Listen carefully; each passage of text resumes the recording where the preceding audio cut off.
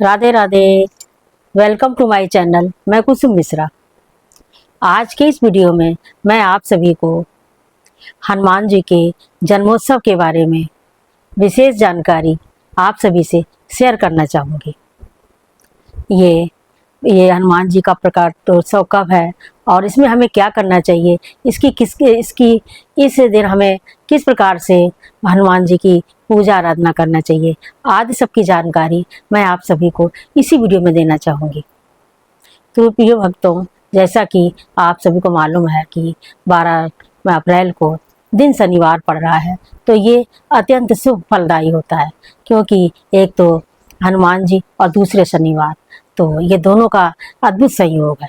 तो इस दिन हमें क्या करना है कि अगर आप कर सकें तो इसको हमें त्रयोदशी से ही प्रारंभ कर देना चाहिए।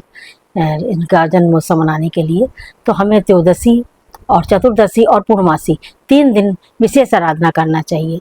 तो उस दिन क्या करना है कि त्रयोदशी से हमें ब्रह्मचर्य का पालन करना चाहिए और अभक्ष्य भोजन नहीं करना चाहिए, और उनकी खुशी में हमें उनका नित्य नाम जपते रहना चाहिए। तो उस दिन का क्या करना है, पूर्णमासी वाले दिन प्रातःकाल उठ के हमें स्नान ध्यान करने के बाद, दैनिक पूजा करने के बाद हमें हनुमान जी, अगर आपके घर में पंचमुखी हनुमान जी हैं तो आप घर में भी आराधना कर सकते हैं, अथवा आप मंदिर भी जा सकते हैं।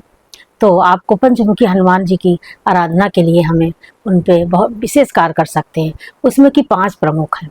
5 प्रमुख में क्या है, नंबर 1 पे हमें अपना आहार विहार सभी कुछ सही रखना चाहिए, क्योंकि ये हनुमान जी जो हैं, ये देखा जाए तो इनको माता सीता का आशीर्वाद प्रदत्त है कि सीता जी ने कहा था कि अजर अमर गुण सुत हो, करो बहुत रघुनायक छो, क्योंकि भगवान राम के अत्यंत ये प्रिय है। तो इनको आशीर्वाद भी प्रदान है माता सीता से। तो और ये कलयुग के प्रत्यक्ष देवता है, तो इनकी आराधना हमें किसी देवी देवता के रूप में, यानी कि मतलब इस रूप में नहीं करना चाहिए कि वो हमारे सामने नहीं है, उनको ये देख के करना चाहिए कि हमारे प्रत्यक्ष हैं। तो पंचमुखी हनुमान जी की आराधना हमें करना चाहिए। तो इससे पहले उनको भगवान राम का हमें आवाहन करना चाहिए, राम परिवार की, इससे जो राम दरबार जो है उनकी सभी की आराधना करना चाहिए। और करने के बाद, उसके बाद हमें करने के साथ ही भगवान राम की जो स्तुत है, श्री रामचंद्र कृपाल भजवन हरण भव वैदारणम नव कंज लोचन कंज मुखमन कंज पद कंदारणम, ये स्तुत पूरी करना चाहिए।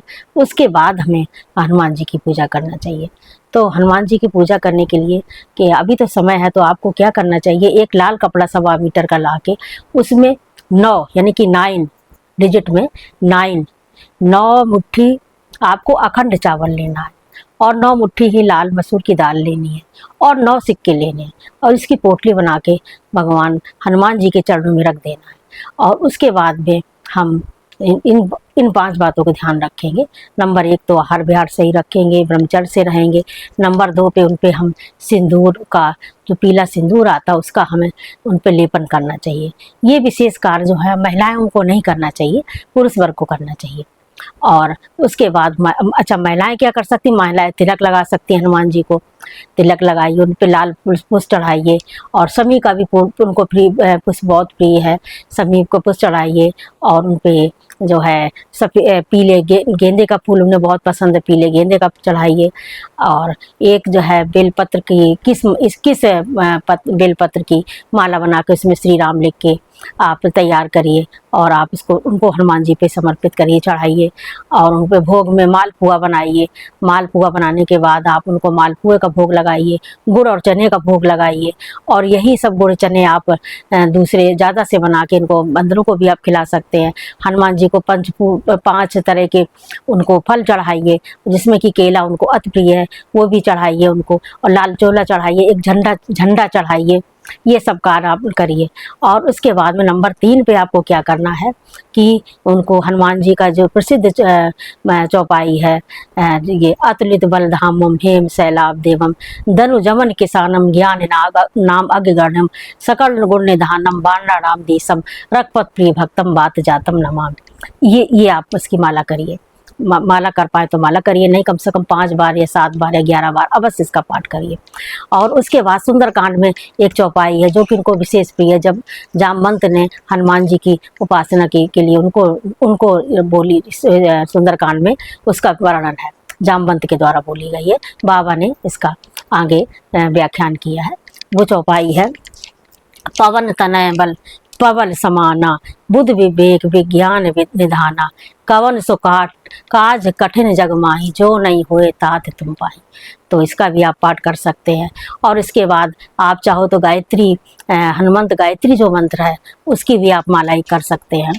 ये माला आप चंदन उस पे सॉरी रुद्र ये आप रुद्राक्ष की माला पे भी कर सकते हैं, और इसको आप तुलसी की माला भी कर सकते हैं।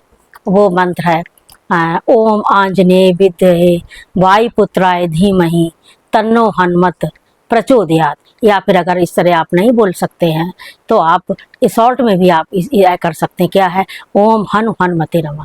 इसकी आप एक माला या 7, 5, 11, 21 माला भी आप कर सकते हैं।